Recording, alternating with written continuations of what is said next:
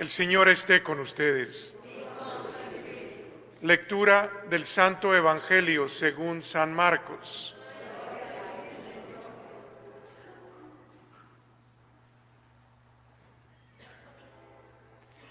En aquel tiempo, Jesús dijo a sus discípulos: les aseguro que si su justicia no es mayor que la de los escribas y fariseos, ciertamente no entrarán ustedes en el reino de los cielos. Han oído ustedes que se dijo a los antiguos: no matarás, y el que mate será llevado ante el tribunal. Pero yo les digo, todo el que se enoje con su hermano será llevado también ante el tribunal. El que insulte a su hermano será llevado ante el Tribunal Supremo, y el que lo desprecie será llevado al fuego del lugar de castigo.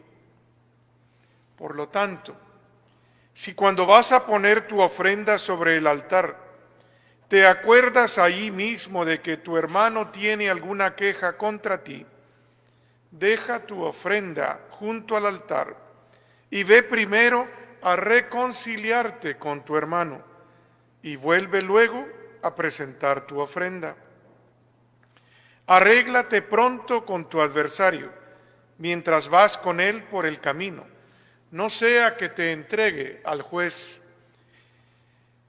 el juez al policía y te metan a la cárcel.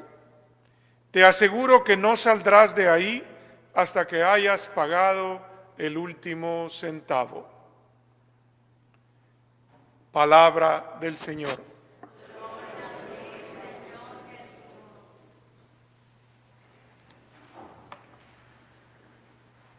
Este es uno de los evangelios que a la hora de predicar le dan ganas a uno nada más de decir: ¿les quedó clarito? ¿Les quedó clarito? Porque las palabras que Jesús ocupa son fuertes, pero son claras. Son claras. Dice: si tú recuerdas cuando traes tu ofrenda, es decir, cuando yo vengo a la misa, cuando yo voy a comulgar, cuando vengo a confesarme, si tú recuerdas que tu hermano tiene algo en contra tuya, ve primero a reconciliarte con tu hermano y luego ven acá. Y es que Jesús, en su sabiduría, cuando los discípulos le preguntaron: enséñanos a orar, fíjese que les enseña la oración que todos conocemos del Padre Nuestro. El Padre Nuestro tiene 7 peticiones.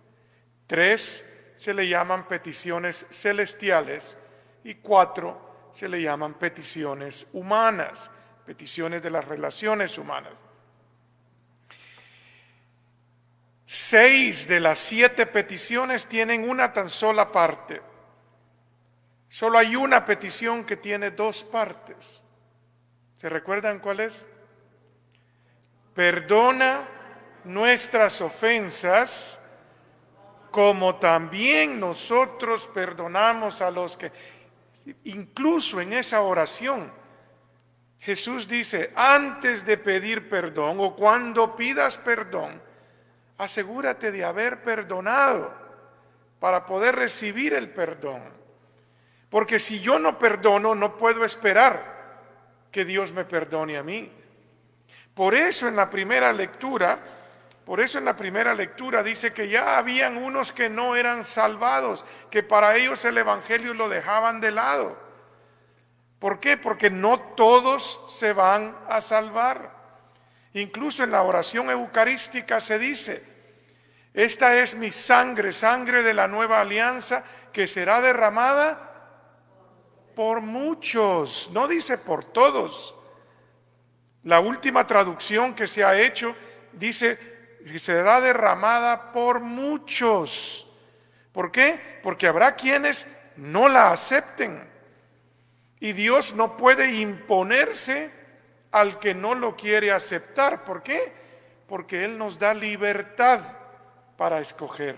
Somos libres de escogerlo a Él. Entonces, si soy yo el que tiene que escogerlo, y hoy el Evangelio es tan clarito que yo debo de perdonar primero, entonces, ¿quedó clarito? ¿Es fácil perdonar?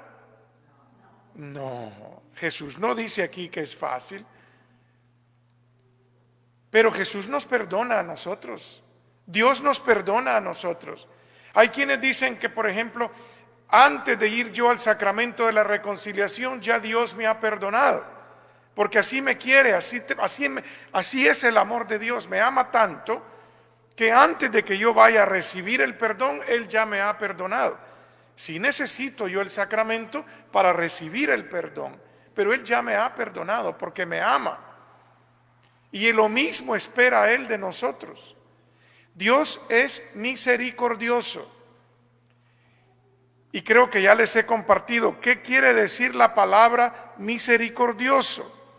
La palabra misericordioso quiere decir dar cosas buenas al que no lo merece. Dar cosas buenas al que no lo merece. Ah, no, diácono, es que esa persona no merece mi perdón. Con mucha más razón, déselo. Si usted considera que no lo merece, dele. ¿Por qué? Porque eso tiene más mérito. ¿Por qué? Porque eso es ser misericordioso. Como Dios es misericordioso conmigo. ¿Merezco yo que Dios me perdone mis pecados? No, no lo merezco. Yo no he hecho nada para que Dios me perdone mis pecados. Yo no he hecho nada para merecer que Dios me perdone mis pecados. Mas sin embargo, Él me los perdona. ¿Por qué? Porque es misericordioso y le da cosas buenas al que no las merece. Nosotros también. ¿Cuántas oportunidades de perdón tenemos en nuestra vida? Hay circunstancias diferentes. Perdón a alguien que me ha ofendido en el trabajo. Perdón a uno de mis hijos que a lo mejor decidió un estilo de vida con el que yo no estoy de acuerdo. Perdón a una... Fíjese, les voy a compartir un poco de mi situación personal. Mi papá y mi mamá. Mi papá y mi mamá estuvieron casados por 65 años antes de que muriera mi papá. Y dentro de ese matrimonio, 65 años de matrimonio, yo tengo 2 hermanos que no son de mi mamá. Son menores que yo y mayores que mi siguiente hermana. Es decir, que en ese matrimonio tuvo que haber habido algún problema, tuvo que haber habido un problema de perdón, un problema de perdón. Si yo algo le aprendí a mi mamá, fue su capacidad de perdonar y su capacidad de amar. Al punto que estos 2 hermanos que yo tengo, que solo son de parte de mi papá, llamaban a mi mamá mamá, y sus hijos la llamaban a mi mamá abuelita. ¿Por qué? Porque ella tuvo la capacidad de perdonar y amar a esos hijos que no eran de ella, amarlos como si hubieran sido hijos de ella, al punto que hasta en el testamento nos dejaron partes igualitas a todos, incluyéndolos a ellos. La capacidad de amar y de perdonar, esa es lo que Jesús quiere de parte de nosotros, que seamos capaces de perdonar, que seamos capaces de amar, que seamos capaces de ser misericordiosos para que la gloria del Señor reine por toda la tierra.